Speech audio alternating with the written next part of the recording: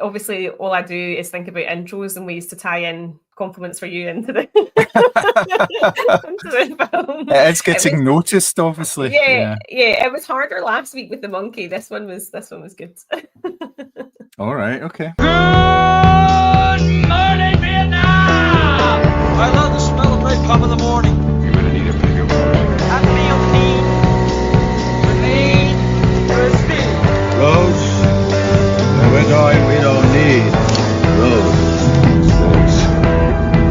Why did it have to be snakes? I'm Spartacus! I'm Batman. I am the father. What have you been doing? Apart from working, obviously. Working. So yesterday I went to see Singing in the Rain. It was a 4K restoration at the GFT. I had a lovely little glass of red, which they are very generous on the pour, I will say, at the GFT bar. It felt like I was carrying a half pint of red wine around with me. Nice. And that was just absolutely gorgeous. I've never seen it in the cinema before. So it was just a really nice experience, obviously, to have like people like were laughing and clapping. And then at the end, people were like standing up and shouting like bravo and all this sort of thing and like clapping and whistling. And it was such a nice experience. And the two guys who were like taking the tickets, they were kind of laughing because they were like, it's sunny outside, what are you doing in here? And all this sort of but it was really nice. It was just such a nice experience. So went to that yesterday. And last Sunday, actually, Chris, because we were talking about something with Vincent Cassel. Oh no, it's because I was talking about The Leopard, which has Vincent Cassel and Monica Bellucci's daughter in it. Chris was like, I'm going to introduce you to a classic film of theirs. And I thought you meant like Irreversible. And I was like, well, I've seen that. So and it's not exactly Sunday viewing, but he got me to watch this film called Brotherhood of the Wolf, which I don't know. Oh yeah, I've heard of that. I think I might actually have a copy of it here. Kind of folk tale, fairy tale sort of thing, but with some martial arts thrown in there. I don't know if I would go so far as to call it a cult classic, but I definitely enjoyed it. It was sort of swashbuckling and kind of like lots of like myths and fairy tales and sort of secret societies thrown in, and of course a classic French brothel, which Monica Bellucci was working in. Although I was absolutely howling at one point because at one point Monica Bellucci was lying in a bed naked and they used her boobs to like crossfade into two hills, and I was like, this is the best transition I've ever seen in a film. Nice. Well, so that was certainly interesting. I've been catching up with obviously like The Last of Us and Andor. I watched The Settlers last weekend as well, the Louis Theroux documentary that's obviously garnering quite a lot of attention. That was a really difficult watch. Like I think it's probably Louis Theroux actually is journalistic best because he's not doing the sort of shtick of the, you know, I'm hopeless, I'm clueless. He was actually asking like really hard questions. And one of the old women that he interviewed actually pushes him at one point as well because she was getting so annoyed with the points that he was making. So I was kind of like quite shocked by all of that. But that's definitely worth watching. I've seen lots of people talking about it online, and it's one of these things where I'm surprised the BBC have aired it, given how careful they've been of their coverage of what's going on in Palestine otherwise. Whereas Louis Theroux does actually come out and use the word genocide as well in his documentary, which, as you can imagine, goes down really well with the people that he's interviewing. Yes, yeah. So that was definitely worth seeking out, but a very, very difficult watch because if in a way you were kind of like, oh, I understand why you can now kill babies in their sleep because you're completely dehumanizing these people. You're not even referring to them as Palestinian. Like there was just loads of racial slurs getting thrown out. People obviously claiming land, even though they were like American and they were like, I've got a biblical right to be here. And I'm like, oh, sorry, what part of Texas was Jesus from? You know, like it's just very, very good watch. And the last thing I watched was a preview coming to Netflix. I think it's May the 15th. Danish thriller called Secrets We Keep about a woman who obviously lives in this very sort of like upper class area of Copenhagen called North Zealand, and like her and her neighbours both have like Filipino au pairs, and the next door neighbour's au pair was missing. And she thinks she's helping the police by sort of trying to unravel classism and racism all at once. But actually, it all sort of kind of, her world sort of comes crumbling down around her. So that was a good wee 6-part series. They're only like half an hour an episode. So just sit through them in one night because like you could just kind of sit down and you did kind of want to find out what happened. So that was that. And obviously recorded with the Vampire Videos guys as well. We've actually talked about Sinners as well. And that was a good good bit of chat as well, because that they sort of had different points. I was like, oh, I never even thought about that when I watched it. And so, yeah, it's informed our conversation today, basically. Nice. Oh, that's good. Good stuff. Yeah, it must be nice for the vampire video guys to actually have a new vampire film to talk about rather than having to just like dig into the archives or whatever, you know. I mean, I know there's so many of them, and obviously, well, the mere fact that there is an ongoing podcast that actually covers vampire films is really good, but it shows how many films there actually are. But to have something new that is not a sort of standard schlocky thing. So I think they were delighted because their last season was like proper scraping the barrel for like Dracula's Thought. I think they did I Vampiri as well, like one of the Italian sort of kind of giallo-esque sort of slashers. So I think they were very glad that there was A, something new, but B, something like really good and really like meaty to sort of pick apart. So yeah, shout out to Hugh and Dan for having me back on. And I've said the next time that I'll go on, we're going to talk about the Vourdelac. And I don't think those boys are ready for that. What about you? What have you been watching? What have you been up to? Let me think. Well, based on Simi's post last week where he said he was doing a Mission Impossible rewatch, I thought, oh, that's a very good idea. Yeah. And I think I did one for Dead Reckoning when it came out 2 years ago, but I thought, yeah, I'll give it a go again. So I've watched two of the films. I watched the first one, the Brian De Palma one, from 1996, which it still holds up. It's a really good film. It's very stylish, very stylized the way that it's kind of put together, and there's lots of like Dutch angles and all this sort of stuff, and it works really, really well still. Surprisingly, and I don't know if I've said this before, but at the time when that film came out, a lot of people were critical of it because they couldn't understand the storyline. The storyline was too complicated for them. And I really don't get it, because it's basically a bait and switch. They're getting a list in order to try and catch somebody. And that's pretty much it. There's really not much to it at all. It's, just one of these things. So obviously I watched that one. Sorry, Annika. I was going to ask, did people think that was going to be a hit? Because like I know that the TV series was popular, but it was an unusual piece of IP, if we're going to call it that, to pick to sort of rejuvenate or to sort of bring a franchise to. Did people at the time, did they think that was going to be a big like success or a big series? I think they were hoping it was going to be a big success. Obviously, by the involvement of Tom Cruise. Tom Cruise was very up for it. He wanted to do it because he was looking for a franchise to do something that he could kind of be. Well, him and his production company, it was Cruise Wagner Productions at the time, his long-term production partner, and they had been developing this for a while. This film, I know the TV show was in the 60s and the 70s. I think it was kind of the early to mid 70s at the latest. And ever since then, there was talk and development work on a film version of it. And it took until the 1990s for it to happen. But I think they were expecting it to be popular based on the fact it was Tom Cruise.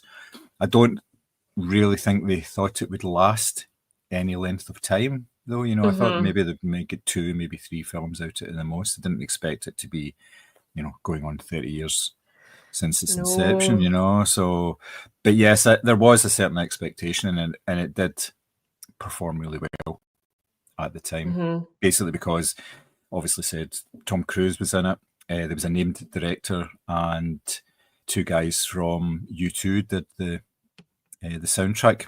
Oh, song. That's right. They did a version of the song as well, which was like a massive hit. So it was, everything kind of aligned really nicely for it. So yes. Do you know, I was laughing last night because do you know how the part at the start of Singing in the Rain where it shows you Gene Kelly's character becoming the stunt man on the studio lot? There's 2 stunts that he does that I'm like, I swear Tom Cruise has ripped them off for Mission Impossible, because there is the big motorbike jump off a cliff, like where the bike drops and he falls behind it into a body of water. And I was like, surely Tom Cruise has watched Singing in the Rain and gone, we're going to do that for Mission Impossible. Yeah, it wouldn't surprise me. It really wouldn't. Yeah. So, in addition to that, I skipped 2 because it's my least favourite of the. I think everyone Mission says Impossible that, don't they? Yeah. It's not a great film. It's overly stylised and it's basically stupid. It's really, really stupid. Just the way that it's kind of put together and the action just doesn't kind of, and there's far too much reliance on the, taking off the masks and stuff like that. That's all over the place. And you've got cars that are circling each other at one point, and it's like sort of Spanish folk music playing in the background with maracas and all sorts of stuff. Yeah, it's a John Woo film, so you've got white doves and all this. Yeah. I don't think I've ever seen two, because I got Chris the box set, and I'm sure when we went to rewatch it before the last Dead Reckoning, I'm sure he was like, no, we just skipped this one, it's the weakest of the... So I don't actually think I've ever seen it. Yeah. An interesting wee fact, which I had kind of mentioned on when we were talking about it on Messenger, about the casting of it. Dougray Scott was in it. Yes. There was a problem with the second Mission Impossible film in that I think it overran, and Dougray Scott was already committed to play Wolverine in the first X-Men film. He had the role, it was his, and because it overran, he chose to do the reshoots for Mission Impossible 2, and he pulled out of the X-Men film at the very last minute, allowing Hugh Jackman to step in. Hugh Jackman had about a week and a half's prep for X-Men. Oh my God, that's one of those like sliding doors moments, isn't it? Where it's completely changed the course of a character, obviously with Hugh Jackman. I mean, can you imagine Deadpool and Wolverine, but it's Dougray Scott? Yeah, exactly. Yeah, it would have been sort of a career-defining film for him. That would have been one that he would have been doing, obviously, probably until now, I would imagine. So yes, it's a real weird one, and I'm sure he must be kicking himself at the fact that he chose that role, and the film that he chose is not particularly good. So the least favorite Mission Impossible over Wolverine. Yeah. As I say, skipped over 2 and I watched 3, and 3 is just fantastic. That's just a brilliant film. I love everything about that. They break into the Vatican in this one as well. Yes, so all power to them. And it's got the best antagonist out of the whole series. Philip Seymour Hoffman plays the baddie in this, and he is just brilliant. He is just so horrible and nasty in it. And the very start of it, like it did something very different to the previous film, in that it had this cold opening where a woman gets there's like a sort of a standoff, and the very first words you hear are, "Where's the rabbit's foot?" And you're going, what the hell is going on here? It's unusual for a Mission Impossible film, because usually there's some sort of stunt. Or you get like the setup for exactly. Yeah, but this is like just a total cold opening, because he's like handcuffed to a chair, and there's a woman across from him who you later on realise is his wife, and then she gets shot in the head right at the start. And you're going, okie dokie, right? So this, we've moved slightly differently away from that. So that's very good. I saw a preview of a David Attenborough film called Ocean. I saw the trailer for that last night. Yeah, I saw that on Monday at the press screening, and it was the only one that was getting press grade for some reason. I don't know what happened there.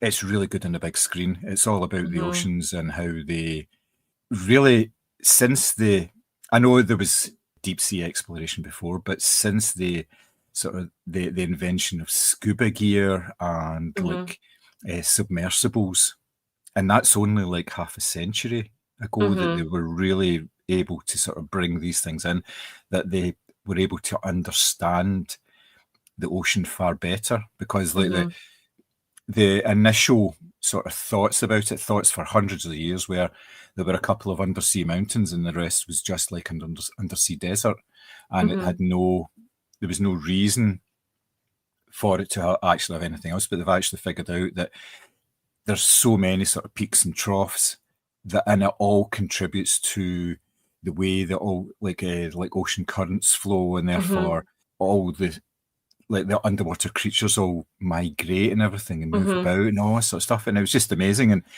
then there was a sort of environmental aspect of it as well. It's got to do with all the plastics. Well, it was plastics, and it was fishing.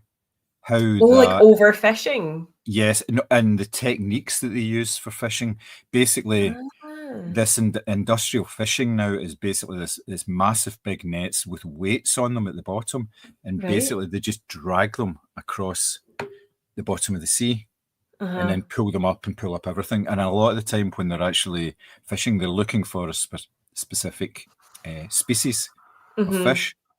So they throw back 75% of their catch, but by the time they throw it back, it's all dead. It's all dead. And presumably dragging the ocean floor is disturbing, plant life and all of that.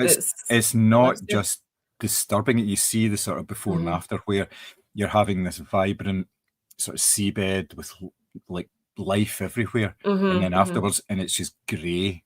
And it's just, there's nothing there. But what they were saying was, you know, there's things that need to be done. One is you need to stop doing these things. Like when they actually do this sort of factory fishing, you can see the drag marks from space. It's unbelievable. Oh I know. I was really surprised at that. It showed you like aerial space photos, and it was you could see the drag marks where these boats had gone back and forward because it's massive big areas.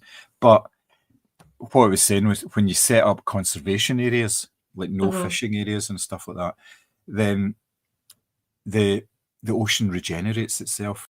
Everything, it comes back to life. And because of that, because there's no like sort of fishing or anything within an area, then life comes back to it, fish come back to it, but it doesn't just stay in that area, it spills over to outside of the area where fishermen are allowed to fish. And these guys are saying our catches have been better than ever, you know, it's just been, you know, it's been a really good thing. So there's a big conference, I think, in June, and they're talking about setting up these large conservation areas. Like they said something, I think it's 3% of the ocean is conserved at the moment, and the rest is fair game. And they went back to the sort of previous efforts to try and help the ocean, which was the ban on commercial whaling, and how that made such a difference to the population of whales and all that. And it says that's proven that it does work. The approach does work by basically not killing everything that's actually in the water. So yes, it was an interesting doc, and it was really good to see on the big screen. Yeah, I can imagine. Yeah. Yeah, because it was so vibrant and like so colourful, and and it just big, obviously. Yeah. The only thing was the music, which is quite ironic since we're going to be talking about soundtracks later on. You know how with all the like Living Planet and Life on Earth and all these, they have these. They've set it up almost like a drama in places where you had was it a gecko or something, and it was escaping the snakes. Yes. Oh my God, I remember that so vividly. It was a lizard or something, and they had music at that, and it was very propulsive and dramatic. I think it was like Hans Zimmer or something doing that. Well, they've taken the same approach here, but with every single fucking scene. Oh, and it's all this dramatic building music, and you're going, no, calm it down a wee bit. And it's too high in the mix. Because sometimes it's overpowering, and you're not actually hearing David Attenborough speak properly because he's softly spoken. Yeah. So it doesn't work in that way. There's too much that's kind of up there. It doesn't need to be. It's fair enough if you have music all the way through it, but you have to have lower stuff. You can't have it all the same register. Not everything's the Jaws theme, basically. Exactly. Yeah, you just don't need it. So that kind of took away from it a wee bit. Last night I watched Havoc, the Tom Hardy, Gareth Evans film. It was all right. It was.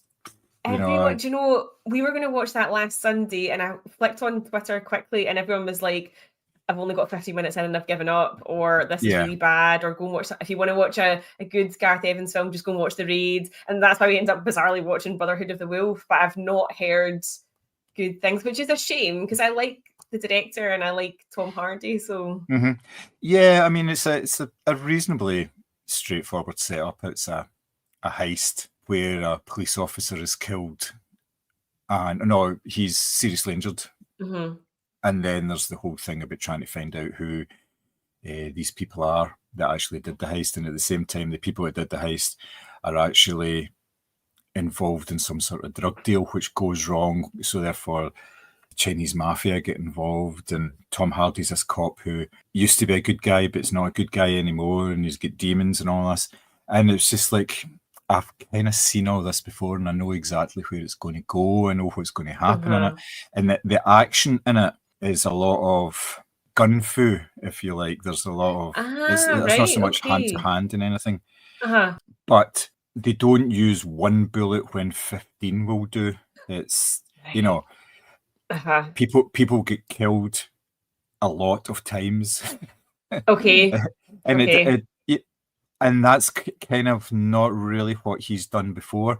A lot of his stuff has been sort of hand-to-hand action. Well, that plus the fact that Tom Hardy is, I can't remember which martial art it is that he does, but he has won like competitions or whatever, or tournaments or whatever with martial arts. So I'm surprised that you're saying it's like a gun heavy film. It's very gun heavy, and there are a few good action scenes in it, but it doesn't merit the runtime. And you know, the fact that it's overly reliant on gun action doesn't really help it at all either, which is, it is a bit of a shame, because there was sort of a kernel of a good idea in there. So that was a bit off. I thought it was just a bit meh, you know, it wasn't great. So, and the last film I've seen is Thunderbolts, the new Marvel film. Oh yeah, how is it?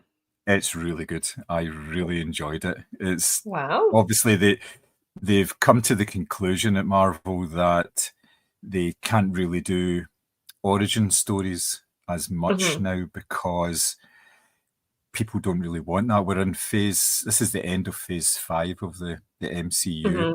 So by this time, you're not really wanting new characters coming in and having the same kind of backstories and everything like that. So all the characters in here have been previously introduced. They've been involved in other things, which obviously may involve a degree of homework, but it's not necessary for the film, because you're just kind of told, you know, these are all bad people, and you just kind of accept it. You don't need to know so much about the background, but some of it has come up in previous films anyway. So, but the publicity for it has gone out of its way to make sure that people know what their background is and all that as well. And it's really funny. It's funny. It's got really good action in it, and it's actually not like, you know, the stakes aren't as high as the complete world in it as well. Lewis Pullman is in it. Yes, Bob.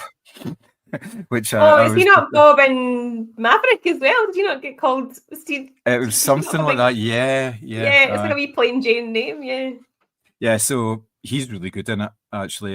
But there's a sort of high degree of comedy in the film, which comes across really well, and the action's actually pretty decent as well. And for a film that's obviously like a superhero type blockbuster film, the last act is very much downplayed. It's not this big robots hitting robots, or, you know, people hitting robots kind of idea. That it's not that at all.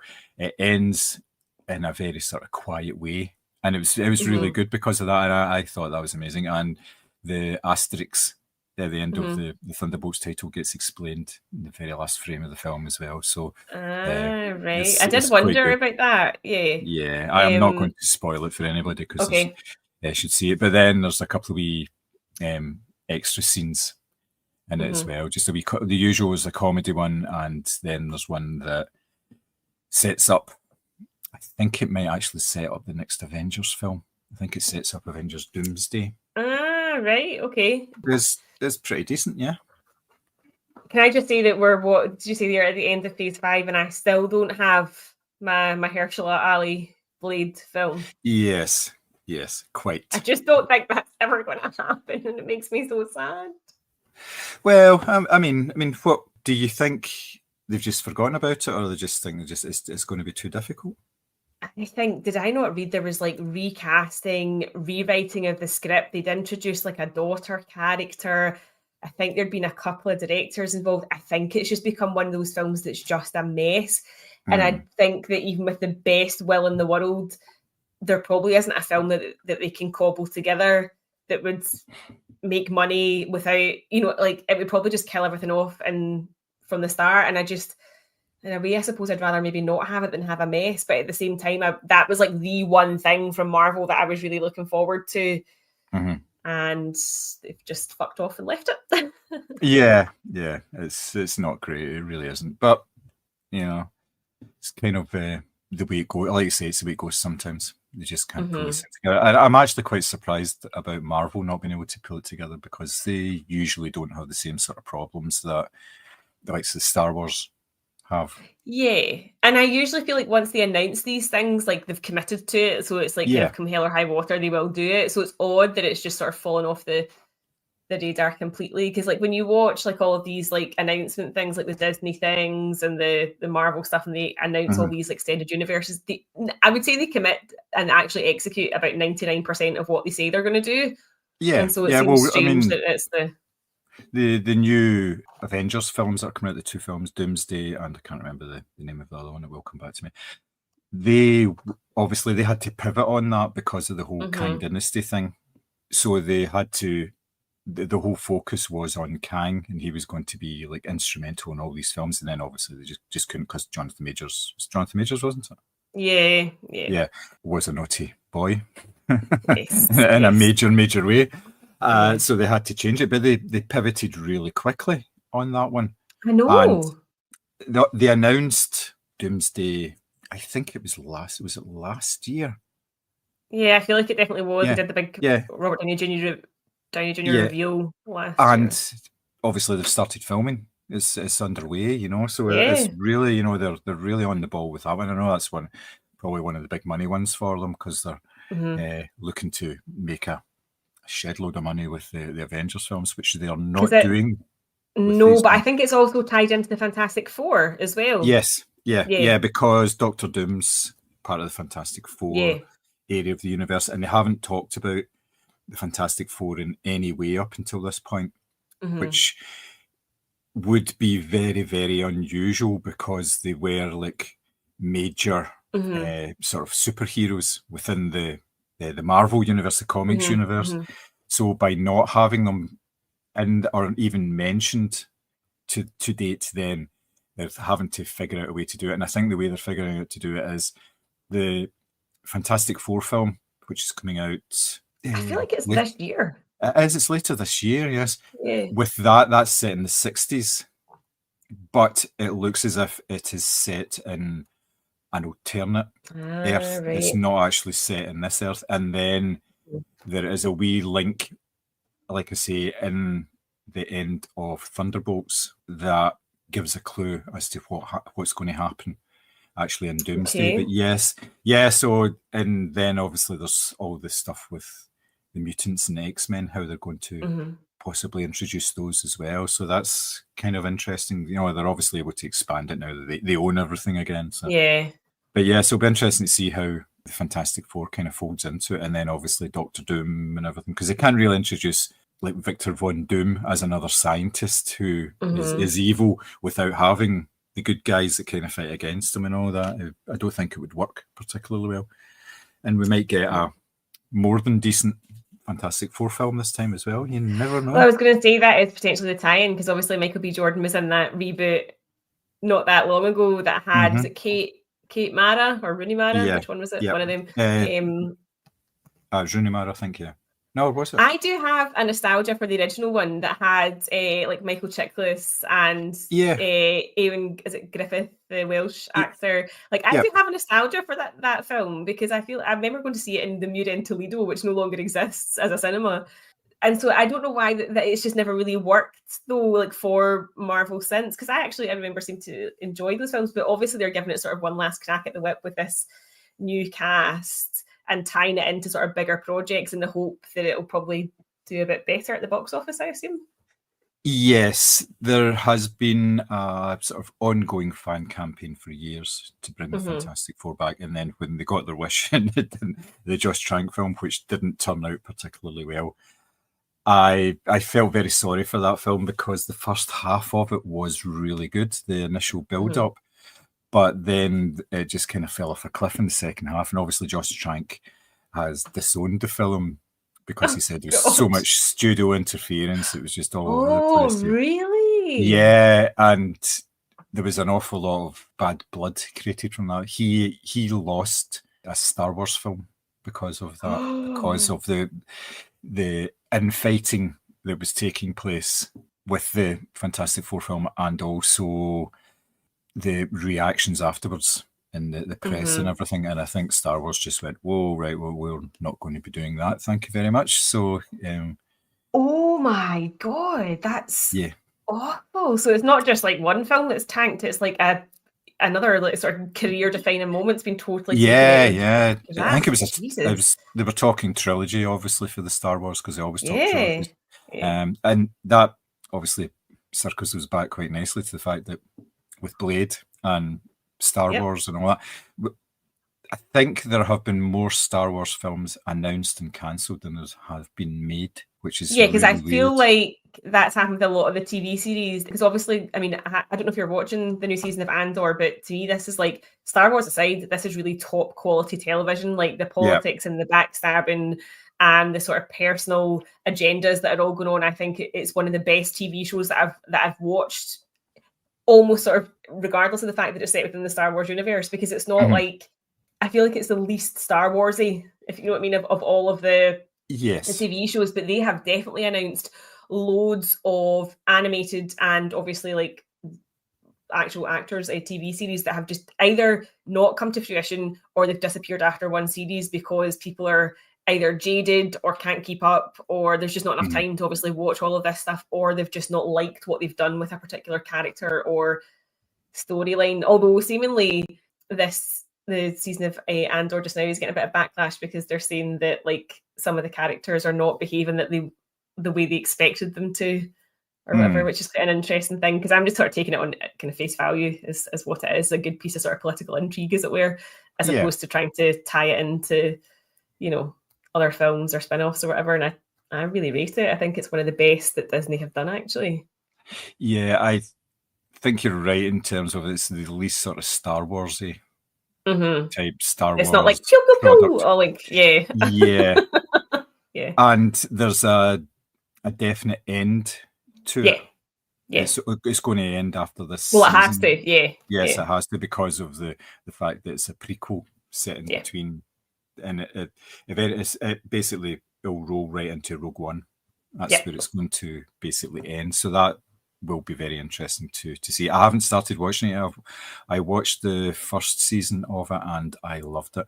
I thought it was fantastic. There were moments in that first season where I was actually sobbing. Like, it was so well done on a human level. I just thought it was so good. And this season, I would just say, like, I'm loving the personal dramas that are going on. Like, they fleshed out, like, Cyril and Daedra's character a lot more, and I feel like you're really getting to know them as people. Stellan Skarsgård's great in it as well. And I just think that I like it so much because it's not one of these things where I feel like I have to do homework for it. I'm just enjoying it as a sort of, as I say, kind of political drama, if you want to call it that. I'm not thinking like, oh, well, I have to get the Notebook out and tie that into that film, or this belongs to this franchise or whatever. Like, it's just, it has a definite end, as you say, but it's really well written. It's really tight, and I really like that. It's not background story for the sake of background story, like what you were saying about the Marvel films about, you know, setting up these characters that people know. Nobody really wants to see any more origin stories because they exist in IP, or you know where it's going to end. Whereas this, I don't know, it somehow feels like a cash grab, and it is, ultimately it is. All these spin-offs are, but this feels like the more mature sort of adult Star Wars maybe that you're missing in the other kind of spin-offs. Oh, definitely, yes. And that's why it's been so popular, you know, years into the sort of relaunch of Star Wars. This is like a real high watermark for it. Now, whether they start beating that particular genre to death now that they think it's going to work, you know, you can see them doing that as well. But they're having a bit of a crisis. Not so much, you know, obviously they're still making loads of money, and they have loads of TV shows and stuff that they can still stick out onto the Disney Channel, but movie-wise, they're nowhere near getting. No, because Snow White has flopped. Live action Lilo and Stitch who's going to see? I mean, who is that for? Who's going to see that? I Mm. don't get it. I don't think the Mufasa film did particularly well. I do think a lot of the big studios, if you want to call them that, like, I mean, again, just brings us back to Singing in the Rain when they're all trying to jump on the talkies bandwagon, but nobody really knows what to do with the Yeah. new way of doing things. Like, I think a lot of the studios have these grand plans, but nobody really knows how to execute them. And it's resulting in like money losses or franchises getting cancelled or spin-offs or whatever, because the quality of the product is not there. And I think that studios do their audience a disservice to think that basically any old shit will do as long as it's got a recognizable character in it. People are looking for quality. Oh, definitely. You only need to look at films sort of post John Wick, when the first John Wick film came out, and obviously it was a massive hit, and people really enjoyed it. And then the second one was even bigger, and the studios all sat up and went, "We need our own franchise, or we need our own action films." And what you've seen is, I mean, you could probably list off about 3 dozen action films that have come out since then, and it follows the same sort of pattern in terms of the way they do the action. But like you say, it's with lesser stars, it's with less money, it's ones that have gone on straight to streaming, and it kind of dilutes everything that's good because of all that. That's something I remembered from Havoc last night. They used an awful lot of CG in it, and it didn't look great. Well, for the backgrounds and things like that, Okay. when you were there was just some very, very weird elements to it. There was one element right at the very start. There's a chase going on. It's an articulated lorry, and there is a police car chasing it, and it's all very, you know, the camera's like swirling round and all this. It's sort of obviously one of these virtual cameras, and it's going back and forward. And that looks quite good, but then the police car crashes and it stops, and then they're like, you know, start the engine. They go, takes a couple of goes, engine starts up, but then when the car goes off, it almost looks like a cartoon. It goes too fast. And it just doesn't, there's just something not right about it. It's just that wee bit off, and you can tell the bits where this has been done because it doesn't look great. Yikes! Like a city street setting at night, and there's like overhead train tracks, and you can tell that the train is not anywhere near looking real and all this sort of stuff. It's very, very weird. It really is. But yeah. And I assume that wasn't like a super low budget. I wouldn't think so. Either. Not on Netflix. No, not with Tom Hardy, not with Gareth Evans. It's a reasonable cast that's in there as well. So you're kind of thinking, I mean, Timothy Olyphant is in it as well as a police officer. Yeah. So, you know, there are names there, but I don't get it. But yes, that's obviously the same type of thing. Oh, let's get a, you know, Tom Hardy franchise as a police officer kind of idea, you know. So yeah, it's all very samey, isn't it? If they would just put us in charge, John, we would sort all this shit out, and we would tell them what they're going to do with their billions of dollars of budget, and we would sort it all out. Yeah, that reminds me, there was something else I watched. I watched The Studio. Have you seen that? No. It's on Apple TV, and it's Seth Rogen. He becomes the head of, is it Continental Pictures or Cosmopolitan Pictures, so a big movie studio. And each episode, the first episode was him actually getting the job in the first place and basically shitting on everybody else that was up for the job. And the second one was he was on set of this sort of high quality drama, and they were doing a one shot on it, and it was in the magic hour. They were doing the one shot, so there's a limited time in order to get everything. And he was coming in and he was saying, well, you know, you could do this, you could do that. And it's just a sort of comedy of errors, but it's really good because it's totally on the nose about what you think these discussions actually go on about films and all the things that they talk about. And the last one I watched was about Ron Howard had made this film, and Anthony Mackie's the lead in it, and he's a cab driver. And I can't remember who the guy is, but anyway, it's this action film, and they've not seen it because Ron Howard has final cut on it, so they're basically just seeing the film as it's finished, and there's him and his entourage are sitting down watching it. 5 minutes into the film, they're like, oh, what an opening. It was brilliant, you know, because there's like a big sort of car chase and gunfire and Uh-huh. they're brilliant. And then half an hour into it, there's this really sort of scene where the Anthony Mackie character has to use chopsticks to take a bullet out of somebody's abdomen. And then there's a big emotional bit. And then it comes to the 2 hour mark and it's like sort of the big finale part. And they're all sitting there and they're crying and everything. And they're saying, oh, that's brilliant. And then it fades to black and they're going, this is going to make us millions. This is brilliant. And then the screen comes up again, and there's another 45 minutes, actually, with the Anthony Mackie character with the small boy who turns out to be a ghost, and it's them just walking about. Yeah.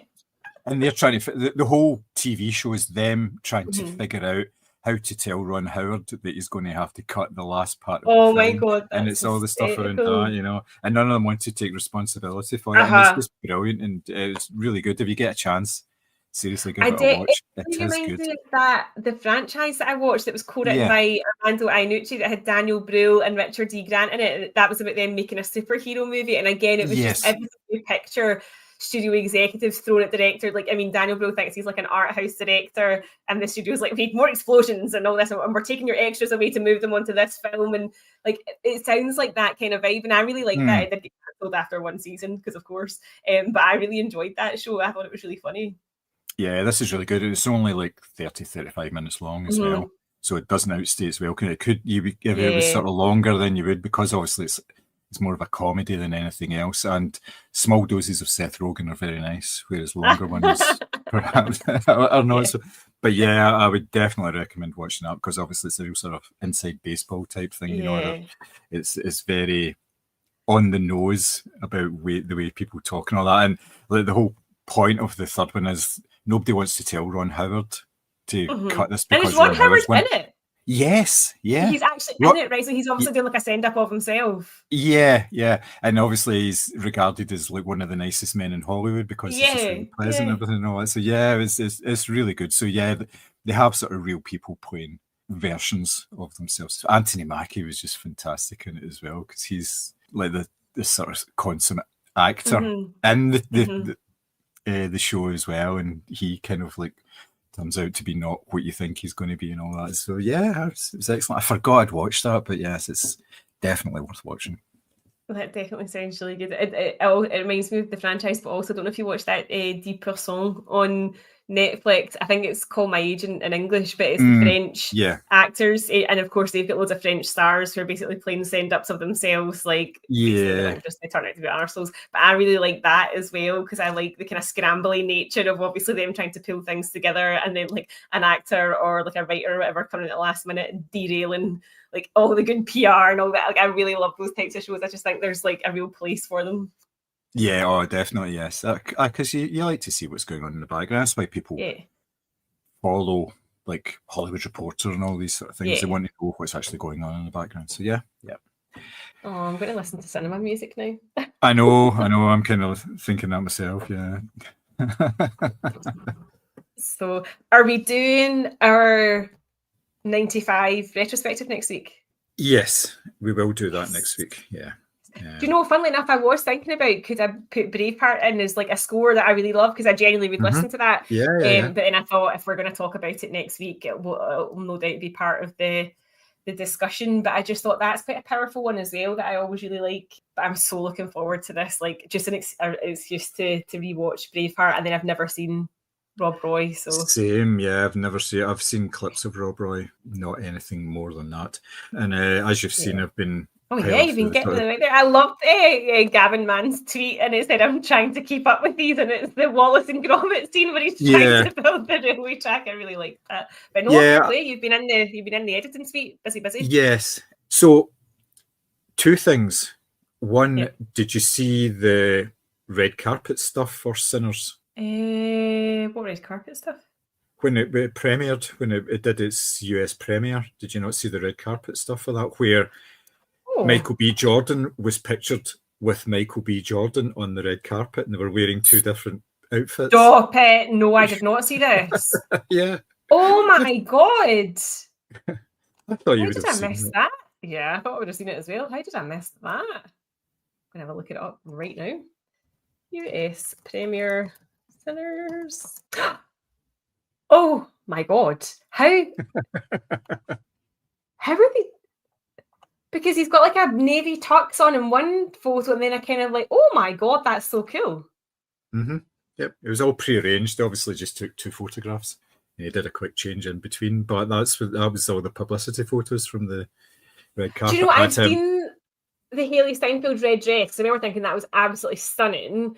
Yeah. And I saw a picture of him in a tux, but I didn't see that they'd done it side by side with the leather jacket. That's so cool. I know. Oh, very I wonder clever, which one's. Yeah, I think that Smoke must be the one in the navy blue because he's kind of scowling, and Stack's the one in the sort of soft leather who's smiling, because that actually seems like very in character for both of them. That is the coolest fucking thing I've ever seen. Yeah, it works really well. Their gesture has been really like wholesome though. Like I always feel like I've watched a few interviews with Ryan Coogler and Michael B. Jordan, and basically Coogler has said that Michael B. Jordan speaks his language and that he understands what he needs as a director, and you know, anticipates how he's going to change a scene or whatever, or what he needs from him. So they seem to have a really, really good working relationship. But actually watching Michael B. Jordan with like Hayley Steinfeld or Winmei Musaka as well, they all have like really beautiful chemistry together and all seem to have like, a genuinely good time. So that's also like really nice, because obviously, like, what was that film called? I keep calling it Move Over, Darling, but that's a Doris Day film. What was that film called with like Florence Pugh and Harry Styles, and there was like rumours that he'd spat on Chris Pine? Like, do you know how when there's all the drama around a press tour, this one's been like really wholesome and they really love each other and like support each other, and I think that's been really nice to see. But I cannot remember what that film's called, the one where they thought that Harry Styles had spat on Chris Pine. It's something like Don't Worry, Darling, or something like that. That's exactly what it is, but I keep calling it the Doris Day film, which is a totally different concept, obviously.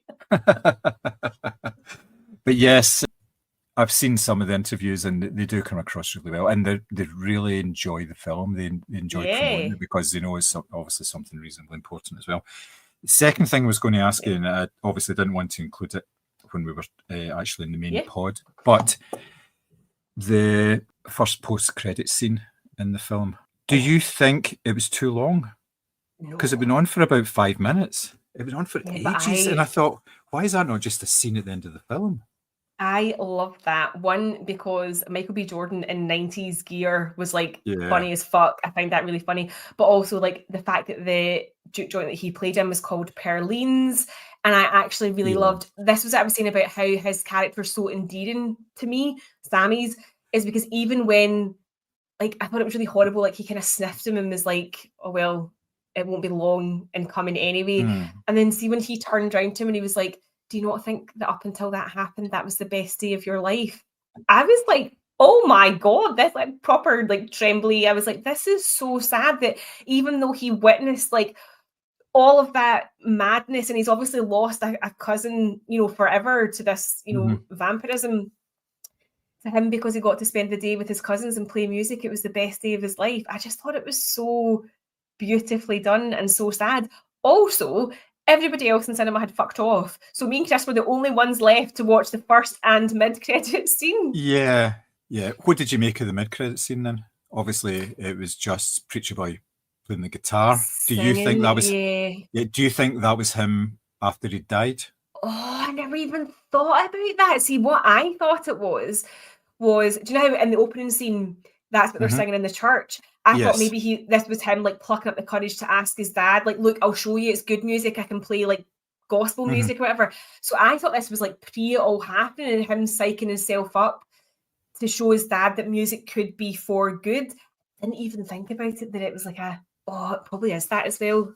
That's that was just my guess on it, that I thought maybe this was him, he'd actually died and he was at peace because he died on his own terms. He wasn't killed by the vampires, and he didn't extend his life in any way, even though he was offered the chance to do that. But yes, I don't know, could be interpreted in a number of ways, I suppose. Oh, it definitely could be though. But I did think it was interesting, obviously, that they said that Smoke and Stack had made a pact that Sammy was not to be touched, and then obviously Smoke knew he was sort of on his way out anyway because he was going to go and toss grenades at the clan, which I could have actually like what a chef's kiss moment.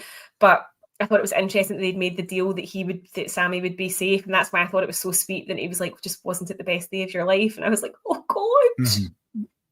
Yeah. So, but I think a lot of people are walking out and missing those scenes. So yeah, because it's not the type of film that you think is going to have a sort of post-credit scene, because we're all conditioned now to think of a post-credit scene as something that's going to set up something else, and there has been chatter about that because people are saying, well, is there going to be a sequel now?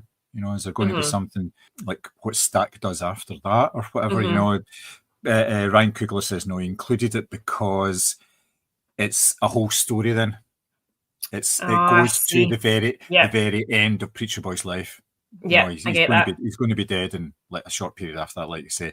So it's a kind of like a wee sort of bookend, a wee extra bit. No, I appreciated it. Yeah, I really liked it because it also made you realise that obviously that Stack and Mary were obviously still not in his life, but still aware of where he was and what he was doing and all that sort of thing. So despite the fact that, you know, this is obviously meant to be the 90s, so like 60 years have passed, but they're still sort of within his orbit or could get to him. And that made me wonder, like, was he maybe not protecting him, but he obviously had promised not to turn him anyway, so he was sort of keeping an eye on him. But yeah, no, I really like that. I mean, we stay to the end of the credits anyway because we like to play a game where we see if we can spot like a Mignoth or a Palmer surname in all the credits, and you know, usually he wins. There's not really that many Palmers, but yeah, no, we stay to the end anyway. But everybody else left, and I was like, you've all missed this. Like these were really, really important scenes as well. These were really good. And as you say, it sort of finishes it all off. It completes it, and everybody else had fucked off out the cinema. So yeah, yep, excellent. Honestly, that's going to be my second screen all day, is Michael B. Jordan and himself at the Sinners premiere. Life made. Thank you. Nice.